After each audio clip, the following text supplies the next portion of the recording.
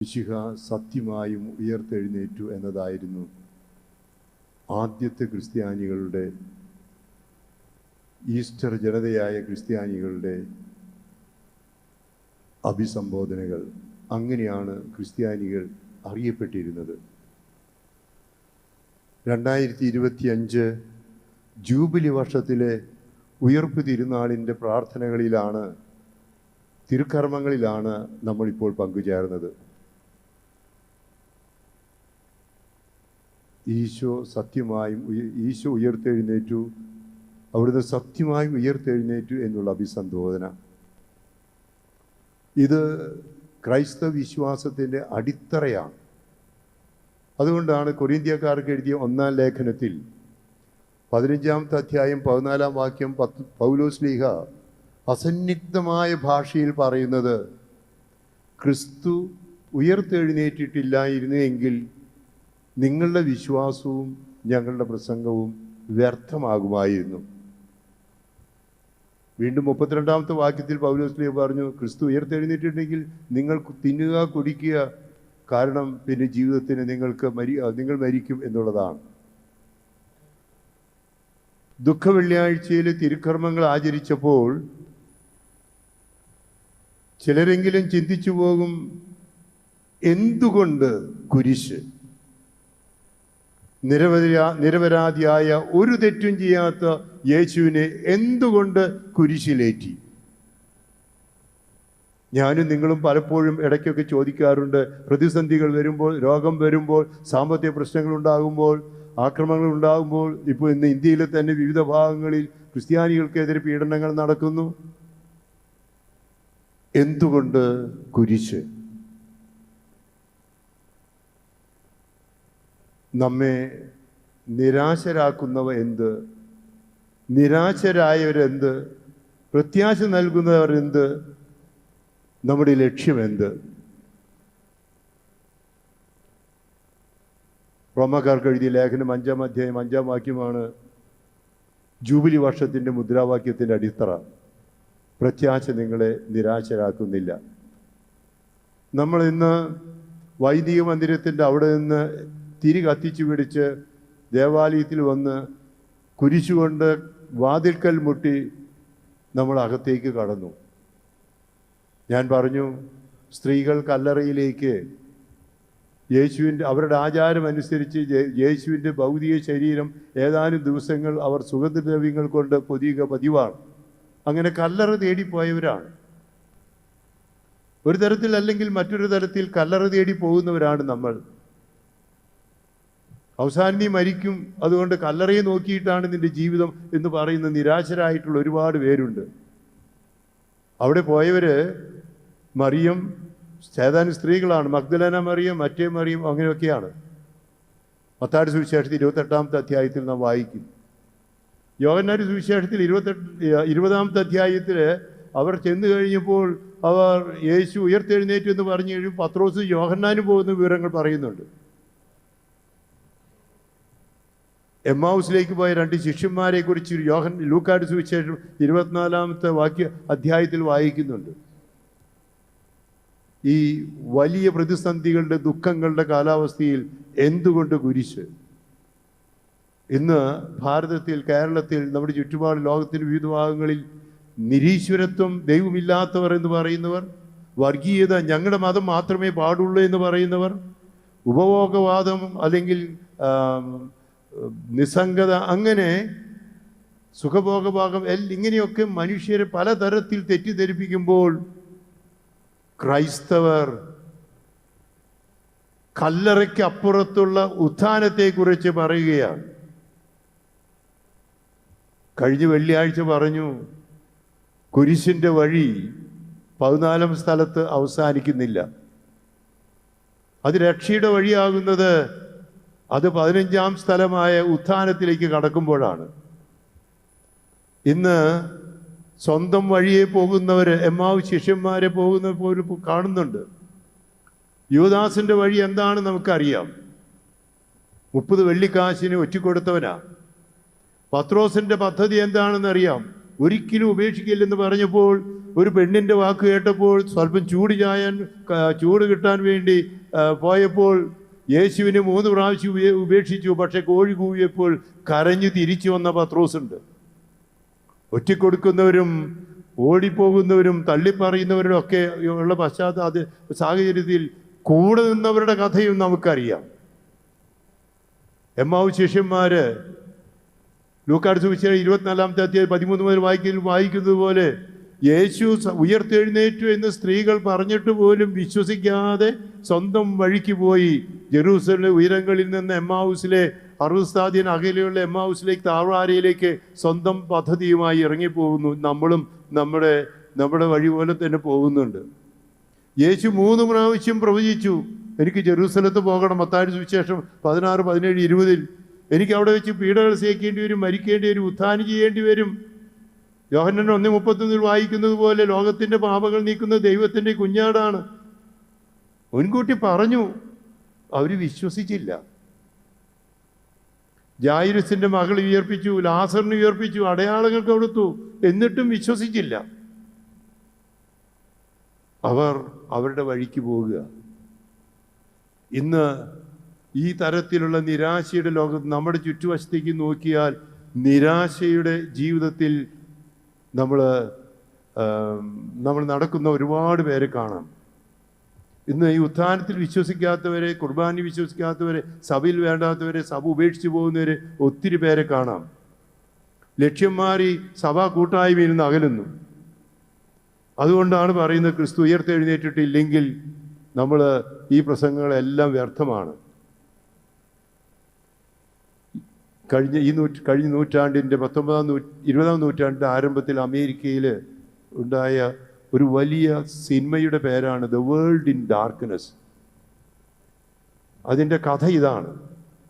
ജെറൂസലമിൽ ശാസ്ത്രജ്ഞന്മാർ അന്വേഷണം നടത്തിയപ്പോൾ അവിടെ ഒരു കല്ലറ കണ്ടെത്തി. അവരുടെ എല്ലാ ശാസ്ത്രീയ പഠനങ്ങളും നടത്തിയിട്ട് പറഞ്ഞു, അത് 33 വയസ്സുള്ള യഹൂദനായ യേശു ക്രിസ്തുവിൻ്റെ കല്ലറയാണ്. യേശു ക്രിസ്തു ഉയർത്തെഴുന്നേറ്റിട്ടില്ല.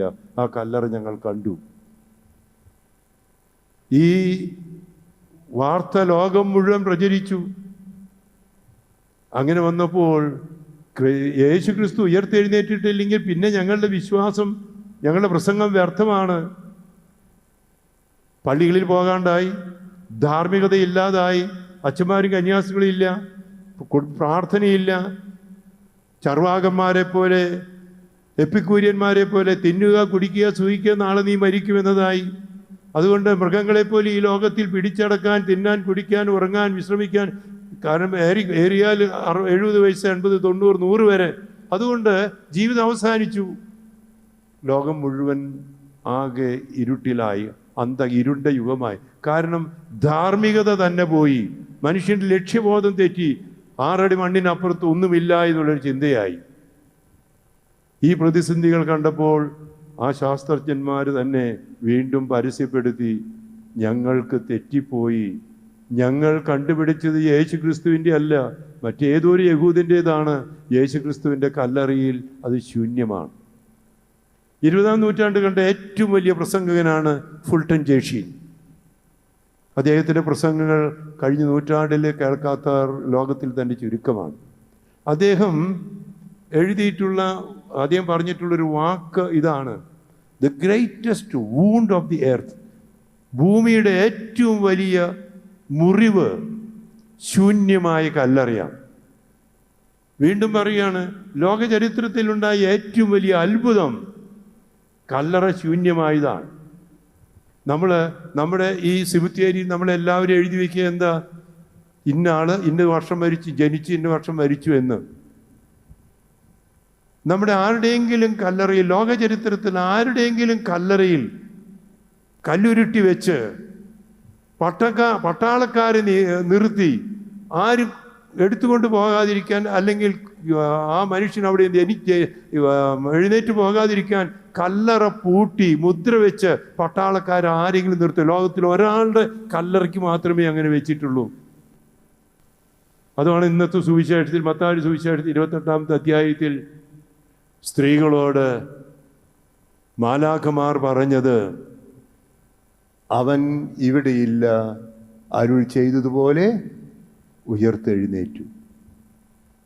ലോകത്തിലെ ഏറ്റവും വലിയ അത്ഭുതം ഇതാണ്. മരണത്തെ തോൽപ്പിച്ച് ഉത്ഥാനം ചെയ്തു.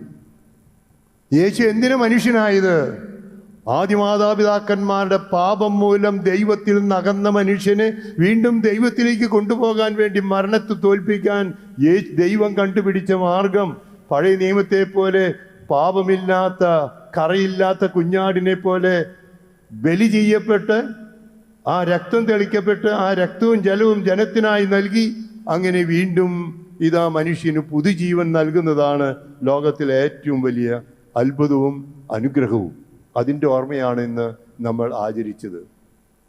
അതുകൊണ്ടാണ് ഉത്ഥിതനായ യേശു കണ്ടപ്പോഴൊക്കെ പറഞ്ഞത്, വെളിപ്പെടുത്തുമ്പോൾ ശിഷ്യന്മാർക്ക് പ്രത്യക്ഷപ്പെട്ടപ്പോൾ, നിങ്ങൾക്ക് സമാധാനം. യേശു ജീവിച്ചിരിക്കുമ്പോൾ തന്നെ യോഹന്നാൻ സുവിശേഷം 14-ാമത്തെ അധ്യായത്തിൽ പറഞ്ഞു, ഭയപ്പെടേണ്ട. ബൈബിളിൽ 365 പ്രാവശ്യം ദൈവം പറയുന്നതായി രേഖപ്പെടുത്തിയിട്ടുണ്ട്, ഭയപ്പെടേണ്ട, ഭയപ്പെടേണ്ട. യേശു പറഞ്ഞു, ദൈവത്തിൽ വിശ്വസിക്കുക, എന്നിൽ വിശ്വസിക്കുക. ഞാൻ പോകുന്നത് നല്ലതാ, ഞാൻ മരിക്കുന്നത് നല്ലതാ. എന്തിനു മരിക്കുന്നേ? നിങ്ങൾക്ക് സ്ഥലമൊരുക്കി നിങ്ങൾ അവിടേക്ക് കൊണ്ടുപോകാനാണ്. ഞാൻ ആയിരിക്കുന്നിടത്ത് നിങ്ങളും ആയിരിക്കണം. അതിനുള്ള മാർഗമാണ് ഈ കുരിശിൻ്റെ വഴി. സംശയം തോന്നിയ തോമാസിൻ്റെ ചോദ്യത്തിന് ഉത്തരമായാണ് യോഹന്നാൻ 14:6 പറഞ്ഞത്, ഞാൻ വഴിയും സത്യവുമാണ് എന്ന്. അങ്ങനെയാണെങ്കിൽ ഈ ഈസ്റ്റർ ദിനത്തിൽ നമുക്ക് അനുഗ്രഹങ്ങൾ കിട്ടണമെങ്കിൽ, സമാധാനം കിട്ടണമെങ്കിൽ, പ്രത്യാശ കിട്ടണമെങ്കിൽ, വിജയം കിട്ടണമെങ്കിൽ എന്തു വേണം? ഇതൊരു പുതിയ ജീവനാണ്. ഇന്നത്തെ 3-ാമത്തെ വായന റോമാക്കാർക്ക് എഴുതിയ ലേഖനത്തിൽ പൗലോസ്ലീഹ ലേഖനത്തിൽ നമ്മൾ ശ്രദ്ധിച്ചോ എന്നറിയില്ല. അത് മാമോദിസയെക്കുറിച്ച്, പുതുജന്മത്തെക്കുറിച്ചൊക്കെ പറയുന്നത്. മാമോദിസയിൽ നമ്മളൊരു മരണമാണ് നടത്തുന്നത്. പണ്ട് വെള്ളത്തിൽ ഇറങ്ങുകയായിരുന്നു, അവിടുന്ന് എഴുന്നേൽക്കുമ്പോൾ വീണ്ടും ജനിക്കലാണ്. അതുകൊണ്ടാണ് യോഹൻ 3-ാമത്തെ അധ്യായത്തിൽ പറഞ്ഞ 5-ാമത്തെ വാക്യത്തിൽ, ജലത്താലും ആത്മാവിനാലും വീണ്ടും ജനിക്കണം. പൗലോസ്ലീഹ പറയുകയാണ്, മാമോദീസിൽ എന്ന പോലെ നമ്മൾ യേശുവിനോട് നമ്മുടെ പാപത്തിന് മരിച്ച് നമ്മൾ പുതിയ ജീവിതത്തിന് ഉയർത്തെഴുന്നേൽക്കുകയാണ്. അതുകൊണ്ടാണ് എഫേസ്യർക്ക് എഴുതിയ ലേഖനത്തിലെ 4-ാം അധ്യായം 22 മുതൽ 24 വാക്യത്തിൽ പറയുന്നത്, നിങ്ങൾ നിങ്ങളുടെ പഴയ മനുഷ്യനെ ഉരിഞ്ഞു കളഞ്ഞ് പുതിയ മനുഷ്യനെ ധരിക്കണം. നിങ്ങൾക്കറിയാം, ഈസ്റ്റർ എന്ന വാക്കിൻ്റെ അർത്ഥം ഉദയം, പ്രഭാതം, പ്രകാശം എന്നൊക്കെ. നമുക്ക് ഈ ഈസ്റ്ററിൻ്റെ സമാധാനവും പ്രകാശവും പ്രത്യാശയും ലഭിക്കണമെങ്കിൽ എന്ത് വേണം എന്നൊന്ന് ചിന്തിക്കണം. ആദ്യമേ തന്നെ പറയാനുള്ളത്, യേശു കാണിച്ചു തന്ന മാർഗം കുരിശിൻ്റെ മാർഗമാണ്. എൻ്റെ പിന്നാലെ വരാൻ ആഗ്രഹിക്കുന്നവൻ സ്വയം പരിത്യജിച്ച് അനുദിന ജീവിതത്തിലെ കുരിശെടുത്ത് എൻ്റെ പിന്നാലെ വരട്ടെ. മത്തായി 16:24. അതല്ലാതെ ക്രിസ്തുവിൻ്റെ പാദമില്ല. ത്യാഗമില്ലാതെ കിരീടമില്ല, ത്യാഗമില്ലാതെ സ്നേഹമില്ല. യേശു മനോഹരമായ ഒരു ഉദാഹരണം പറഞ്ഞു. യോഹന്നാൻ സുവിശേഷം 12-ാമത്തെ അധ്യായത്തിൽ 24-ാമത്തെ വാക്യത്തിൽ, കോതമ്പ് മണിയാണ്. കോതമ്പ് മണി നിലത്ത് വീണ് അഴിയുന്നില്ലെങ്കിൽ അത് അതേപടി ദ്രവിച്ച് നശിക്കുന്നു. എന്നാൽ അഴിയുന്നെങ്കിലോ അത് പുതിയ ചെടിയായി ധാരാളം ഫലം പുറപ്പെടുവിക്കുന്നു. അങ്ങനെയാണെങ്കിൽ ഇന്ന് ഈസ്റ്റർ ദിനത്തിൽ ദൈവാനുഗ്രഹം കിട്ടണമെങ്കിൽ ഒന്ന്, ഈശോയുടെ സുവിശേഷം, ഈശോയുടെ ഉത്ഥാനത്തിൽ നമ്മൾ വിശ്വസിക്കണം. ഇതാണ് അടിസ്ഥാന പ്രമാണം. രണ്ടാമത്, ഈശോ, ഉത്ഥിതനായ ഈശോ നമ്മുടെ കൂടെ നടക്കുന്നു എന്നുള്ള ബോധ്യമുണ്ടാകണം. ലൂക്കായുടെ സുവിശേഷം 24-ാമത്തെ അധ്യായത്തിൽ എമ്മാവു ശിഷ്യന്മാർ നിരാശപ്പെട്ട് അവരുടെ വഴിക്ക് പോയി. പക്ഷേ ഈശോ കൂടെ നടന്നു. ഒരു കുഴപ്പമുണ്ടായി, അവരവനെ തിരിച്ചറിഞ്ഞില്ല. നമ്മുടെ കൂടെ നടക്കുന്ന ഈശോയെ, ഉത്ഥിതനായ ഈശോയെ തിരിച്ചറിയുന്നുണ്ടോ? അറിയാനുള്ള മാർഗമാണ് ലൂക്കായുടെ സുവിശേഷം 24-ാമത്തെ അധ്യായത്തിൽ തുടർന്ന് വായിച്ചാൽ മതി. അതിന് യേശു കൂടെ നടന്ന് പഠിപ്പിച്ചു അവരെ. എന്നിട്ട് മുഴുവൻ മനസ്സിലായില്ല. നമ്മൾ ദൈവവചനം ശ്രവിക്കണം. യേശു പറഞ്ഞു, യോഹന്നാൻ 6:63, അവിടുത്തെ വചനം ആത്മാവും ജീവനുമാണ്. 17 പറഞ്ഞു അവിടുത്തെ വചനം സത്യമാണ്. ഈ ദൈവവചനം, എൻ്റെ വചനത്തിൽ വിശ്വസിക്കുന്നവൻ, പത്രോസ് ശ്ലീഹ യോഹന്നാൻ 6:68 പറഞ്ഞു അവിടുത്തെ വചനങ്ങളാണ് നിത്യജീവന്റെ വചസ്സുകൾ. കൂടെ നടന്നപ്പോൾ ഈ നിരാശരായിട്ടുള്ളവരെ യേശു വിളിച്ച പേര്, അവർ മ്ലാനവതരായിരുന്നു. ലൂക്കാ 24:17 25 വാക്യത്തിൽ അവർ വിളിച്ചത് ഭോഷന്മാർ, ഹൃദയം മന്ദീഭവിച്ചവരെന്ന. ചിലപ്പോഴൊക്കെ അങ്ങനെ കുറ്റപ്പെടുത്തുന്നുണ്ടാകാം. പക്ഷെ ഈശോ അകലുന്നത് പോലെ തോന്നിയപ്പോൾ ലൂക്കായുടെ സുവിശേഷം 24:28 ആ ശിഷ്യന്മാർ പറഞ്ഞതുപോലെ നമ്മൾ ഈശോയോട് പറയണം, നാഥ കൂടെ വസിക്കണമേ. നമ്മൾ ഇന്നലെ നമ്മുടെ വീടൊക്കെ വെഞ്ചരിച്ചു, എന്നിട്ട് പറയണം, ഇന്ന് പറയണം, ഈശോയെ എൻ്റെ കൂടെ, എൻ്റെ ഹൃദയത്തിൽ, എൻ്റെ കുടുംബത്തിൽ വസിക്കണമേ. ഈശോയാണ് ഈ കുടുംബത്തിൻ്റെ നാഥൻ. വീട്ടിൽ എഴുതി വെച്ചിട്ടുണ്ടോ? ഈശോയാണ് ഈ കുടുംബത്തിൻ്റെ നാഥൻ എന്ന് എഴുതി വെച്ചിട്ടുണ്ടോ? ഈശോയാകണം നമ്മുടെ നാഥൻ, കൂടെ വസിക്കണമേ. അപ്പോൾ ഈശോ എന്ത് ചെയ്തു?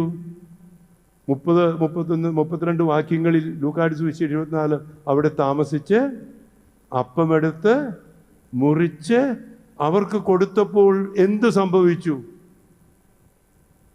3-4 കാര്യങ്ങൾ അവിടെ സംഭവിച്ചു. ഇന്ന് ഈ കുർബാനയിൽ ഇത് സംഭവിക്കണം. ഒന്ന്, സംശയമുണ്ടെങ്കിൽ ലൂക്കായുടെ സുവിശേഷം 24 അധ്യായം വായിക്കുക. ഒന്ന്, അവരുടെ കണ്ണു തുറന്നു. ഈ തിരുക്കർമ്മത്തിൽ പങ്കെടുക്കുന്ന നമ്മുടെ കണ്ണ് തുറക്കണം. മരിച്ച് ഉത്ഥാനം ചെയ്ത് യേശുവാണ് രക്ഷകനെന്ന്, ഏകലോക രക്ഷകനെന്ന് ബോധ്യമുണ്ടാകണം. അവർ അവനെ തിരിച്ചറിഞ്ഞു. ആ പരിശുദ്ധ കുർബാനയിൽ നടക്കണം. അപ്പോൾ പിന്നെ സംഭവിച്ചത് എന്താ? യേശുവിനെ പിന്നെ കണ്ടില്ല, അപ്പം മാത്രമേ കണ്ടുള്ളൂ. ഈ അപ്പമാണ് ശരിയായ ഈശോ എന്ന്, പരിശുദ്ധ കുർബാന ഈശോയുണ്ടെന്ന്, ഞാൻ സ്വർഗത്തിൽ നിന്ന് ഇറങ്ങി വന്ന ജീവനുള്ള അപ്പമാണ് ഈശോ എന്ന് വിശ്വസിക്കണം.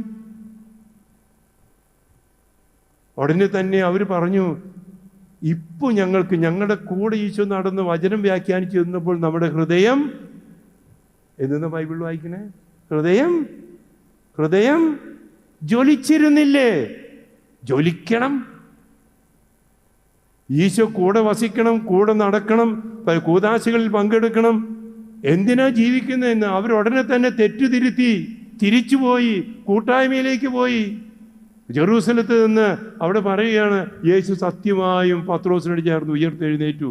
ആദ്യത്തെ സമയം അവർ സത്യമായിട്ട് യേശു ഉയർത്തെഴുന്നേറ്റു എന്ന് പറയുകയാണ്. അങ്ങനെയാണെങ്കിൽ നമുക്ക് എന്തിനാ ജീവിക്കുന്നത്? യേശു പറഞ്ഞു, എന്തിനാ ജീവിക്കുന്നത്? ഞാനായിരിക്കുന്നിടത്ത് നിങ്ങളായിരിക്കണം. യോഹന്നാൻ സുവിശേഷം 14 അധ്യായം. നിങ്ങൾ എത്തേണ്ടത് പിതാവിൻ്റെ ഭവനമാണ്. ഞാൻ വഴിയല്ലാതെ ആരും പിതാവിൻ്റെ പക്കലെത്തുന്നില്ല. അതിനുള്ള വഴിയും സത്യവും ജീവനും ഞാനാണ്. ഈശോയാണ് ഏകലോകരക്ഷകൻ. ലക്ഷ്യബോധമുണ്ടാകണം.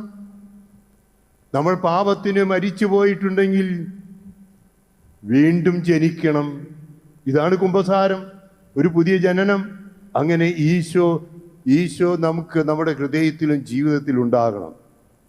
അതിനാൽ ഉചിതനായി ഈശോ നമുക്ക് നൽകുന്ന സന്ദേശം, ദൈവം നമുക്ക്, റോമാക്കാർക്ക് എഴുതിയ ലേഖനം 8:28 വായിക്കുന്നതല്ലേ, എല്ലാം നന്മയ്ക്കായി പരിണമിക്കുന്നു. മത്തായിയുടെ സുവിശേഷം 5-ാമത്തെ അധ്യായത്തിൽ അഷ്ടസൗഭാഗ്യങ്ങളിൽ പറഞ്ഞതെന്താ? ആത്മാവിൽ ദരിദ്രരായവർ ഭാഗ്യവാന്മാർ. അപ്പോൾ ഈശോയിൽ വിശ്വസിക്കുന്ന ബുദ്ധിമുട്ടും കുഴിച്ചുകളും ഒക്കെ നമുക്കൊക്കെ ഭാഗ്യവാന്മാരാണ്. എലിസബത്ത് മറിയത്തിൽ നോക്കി പറഞ്ഞതെന്താ? നീ അനുഗ്രഹീത. ലൂക്ക 1:45 പറഞ്ഞതെന്താ? വിശ്വസിച്ച നീ ഭാഗ്യവതി. നമ്മളൊക്കെ അങ്ങനെ ആകണം. ഒരു സംഭവം കൂടി പറഞ്ഞ് നമുക്ക് നിർത്തുക. ഇന്ന് ഉദ്ധിതനായ ഈശോ നമ്മുടെ ഇടയിൽ ജീവിക്കുന്നുണ്ട്. വചനത്തിലൂടെ, കൂദാശകളിലൂടെ, കുർബാനയിലൂടെ, മത്തായി 20:28 വായിക്കുന്ന പോലെ കൂട്ടായ്മയിലൂടെ, സഭയിൽ 2-3 പേർ എൻ്റെ നാമത്തിൽ ഒന്നിച്ചു കൂടുമ്പോൾ ഞാൻ അവരുടെ ഉണ്ടായിരിക്കും. മത്തായി 25:40 പറഞ്ഞതുപോലെ, ഈ എളിയവരിൽ ഒരുവന് ചെയ്തപ്പോൾ എനിക്ക് തന്നെയാണ് ചെയ്തത്. ഈശോ നമ്മുടെ കൂടെ വസിക്കുന്നുണ്ട്, ജീവിക്കുന്നുണ്ട്. ആ ഈശോയെ കണ്ടെത്തണം. ഞാൻ അച്ഛനാകുന്നതിന് മുമ്പ് ഡീക്കനായിരിക്കുമ്പോൾ മദർ തെരേസയോട് ഒരു ഇൻ്റർവ്യൂ നടത്താൻ പോയി. ഇൻ്റർവ്യൂ അന്ന് പ്രേക്ഷിത കേരള മാസികയിൽ അച്ചടിച്ച് വരികയും ചെയ്തു. ഞാൻ അതിൻ്റെ ഒരു എഡിറ്റോറിയൽ ബോർഡിലുണ്ടായിരുന്നു. മദർ തെരേസയോട് ചോദിച്ചു, മദർ എന്തുകൊണ്ടത് ചെയ്യണേ, ഈ പാവപ്പെട്ടവരെങ്ങനെ സഹായിക്കണേ? മദർ ഒരു സംഭവം പറഞ്ഞു. ഒരു നല്ല മനുഷ്യൻ മദറിൻ്റെ പ്രവർത്തനം കണ്ടിട്ട് തൻ്റെ സ്വത്തൊക്കെ വിറ്റ് ഒരു അനാശാല തുടങ്ങി. പാവപ്പെട്ടവർക്ക് വേണ്ടി എല്ലാം കൊടുത്തു. പക്ഷേ ഉള്ളിലൊരു സന്തോഷമില്ല. അയാൾ മദറിൻ്റെ അടുത്ത്, മദറിന് എപ്പോഴും സന്തോഷമാണല്ലോ, എനിക്കിതൊക്കെ ചെയ്തിട്ട് ഉള്ളിൻ്റെ ഉള്ളിലൊരു സന്തോഷമില്ല, എന്താ മദറേ അത്? മദർ തിരിച്ചൊരു ചോദ്യം ചോദിച്ചു, സഹോദര എന്തുകൊണ്ടത് ചെയ്യണേ? അയാൾ പറഞ്ഞു, സ്നേഹത്തെ പ്രതി, സ്നേഹം എന്ന തത്വത്തെ പ്രതി. മദർ പറഞ്ഞു, ഞാനും താങ്കളും തമ്മിലൊരു വ്യത്യാസമുണ്ട്. നിങ്ങൾ ചെയ്യുന്നത് ഒരു തത്വത്തെ പ്രതി, പക്ഷെ ഞാൻ ചെയ്യുന്നത് ഒരു വ്യക്തിയെ പ്രതിയാണ്. നിങ്ങൾ തത്വത്തെ പ്രതി ചെയ്യുന്നു, ഞാൻ വ്യക്തിയെ പ്രതി ചെയ്യുന്നു. ആ കൽക്കട്ടയിലെ തെരുവുതികളുടെ പാവത്തിൽ ഞാൻ എൻ്റെ ഈശോയെ കാണുന്നു, ഉത്തിതനായ ഈശോയെ. ആ ഈശോയ്ക്ക് ചെയ്യുമ്പോൾ എനിക്ക് സന്തോഷമുണ്ട്. നിങ്ങളുടെ ഈ തിയോളജിയും ഫിലോസഫിയും അല്ലെങ്കിൽ പലതരത്തിലുള്ള ഇസങ്ങളൊക്കെ കൊണ്ട് നടന്നിട്ട് തത്വത്തെ പ്രതി പറഞ്ഞു കഴിഞ്ഞാൽ നിങ്ങൾക്ക് വികാരമോ അതും ഒന്നും ഉണ്ടാവില്ല. പക്ഷെ ഞാൻ എൻ്റെ ഈ ദൈവത്തെ ആരാധിക്കുമ്പോൾ, ഈശോയെ കാണുമ്പോൾ, എൻ്റെ ദൈവത്തെ സ്നേഹിക്കുമ്പോൾ എനിക്ക് എപ്പോഴും സന്തോഷം. മറ്റൊരു ചോദ്യം ചോദിച്ചു, ഇതിവിടെ എവിടുന്ന ശക്തി കിട്ടണമെന്ന് ചോദിച്ചപ്പോൾ ഞാൻ അച്ഛന്മാരുടെ പാട്ടത്തിൽ പറയാറുണ്ട്. മദറിനോട് ചോദിച്ചു, മദറിന് എവിടുന്ന ഈ ശക്തി കിട്ടണേ? തിരിച്ചെന്നോട് ചോദിച്ചു, അച്ഛനതറിയില്ലേ? ഞാൻ തുറപ്പിച്ച് നോക്കി. കുറച്ചു നേരം കഴിഞ്ഞപ്പോൾ ഒന്നും കൂടി ചോദിച്ചു, മദറെ അച്ഛനതറിയില്ലേ? ഞാൻ മദറിനൊന്ന് തുറപ്പിച്ച് നോക്കി. മദർ എന്നോട് അനുകമ്പ തോന്നിയിട്ട് പറഞ്ഞു, സമയം എത്രയായി? മദറിന് വാച്ചുണ്ടായില്ല, എനിക്ക് വാച്ചുണ്ടായിരുന്നു. വൈകിട്ട് 6 മണിയായി. അപ്പോൾ മദർ പറഞ്ഞു, ഞാൻ ശക്തി സംഭരിക്കാൻ പോവുക. അപ്പോഴും എനിക്ക് മനസ്സിലായില്ല. മദർ പറഞ്ഞു, ഇത് ഞങ്ങളുടെ ആരാധനയുടെ സമയമാണ്. ഒരു ക്രിസ്ത്യാനിയുടെ ശക്തി പരിശുദ്ധ കുർബാനയുടെ ആരാധനയാണ്. ഉത്തിതനായ ഈശോ വചനത്തിൻ്റെ രൂപത്തിൽ, അപ്പത്തിൻ്റെ രൂപത്തിൽ, കൂട്ടായ്മയുടെ രൂപത്തിൽ, പരസ്നേഹത്തിൻ്റെ രൂപത്തിൽ നമ്മുടെ കൂടെ ഇന്നും വസിക്കുന്നുണ്ടെങ്കിൽ ആ ഈശോയെ കണ്ട് സമാധാനത്തോടെ, പ്രത്യാശയോടെ, സ്നേഹത്തോടെ, ജീവനോടെ, പ്രകാശത്തോടെ ജീവിക്കാൻ നമുക്ക് ഈ തിരുനാൾ കാരണമാകട്ടെ. എല്ലാവർക്കും ഉത്ഥാനത്തിൻ്റെ ആശംസ നൽകുകയാണ്. സമാധാനം ഉണ്ടാകട്ടെ. പ്രശ്നങ്ങളൊക്കെ ഉണ്ട്. ഈശോയിൽ നിങ്ങൾ ആശ്രയിച്ചോ, സമാധാനം ഉണ്ടാവും. ഈശോയിൽ വിശ്വസിച്ചോ, ലക്ഷ്യബോധമുണ്ടാവും. അന്ധകാരത്തിലല്ല, പ്രകാശത്തിലാണ്. നമുക്ക് അങ്ങനെയാണെങ്കിൽ നമുക്കൊന്ന് പ്രാർത്ഥിക്കാമോ? കൈകൾ കൂപ്പി ഒന്നുകൂടി നമ്മുടെ നിയോഗങ്ങൾ സമർപ്പിക്കാം. ഒരു പുതിയ ജീവിതം, ഉദ്ധിതനായ ഈശോയോട് കൂടി ദുഃഖവെള്ളിയാഴ്ചകൾ കഴിഞ്ഞതെല്ലാം കഴിഞ്ഞു. ഒരു പുതിയ ജീവിതം. എൻ്റെ കുടുംബത്തിൽ ഈശോയാണ് നാഥൻ. ഞാൻ ഇനി വഴി നടക്കുന്നത് ഈശോയുടെ പിന്നാലെയാണ്. എൻ്റെ ലക്ഷ്യം ഈശോ കാണിച്ചു തന്ന പിതാവിൻ്റെ ഭവനമാണ്. എൻ്റെ മാർഗം ഈശോ കാണിച്ചു തന്ന സ്നേഹത്തിൻ്റെ, ക്ഷമയുടെ, സഹനത്തിൻ്റെ, ത്യാഗത്തിൻ്റെ മാർഗമാണ്. എൻ്റെ വിശ്വാസം ഉയർത്തെഴുന്നേറ്റ് ഈശോ ഇന്നും ഞങ്ങളോടുകൂടെ വസിക്കുന്നു എന്നുള്ളതാണ്. തോമാസ് ശ്ലീഹായോടുകൂടി എൻ്റെ കർത്താവേ, എൻ്റെ ദൈവമേ എന്ന് വിശ്വാസം ഏറ്റുപറഞ്ഞ് നമ്മളറിഞ്ഞ ഈശോയെ മറ്റുള്ളവർക്ക് കാണിച്ചു കൊടുക്കാൻ പ്രേക്ഷിതരായി നമുക്ക് ഇറങ്ങിത്തിരിക്കാം. പിതാവിൻ്റെയും പുത്രൻ്റെയും പരിശുദ്ധാത്മാവിൻ്റെയും നാമത്തിൽ ആമേൻ.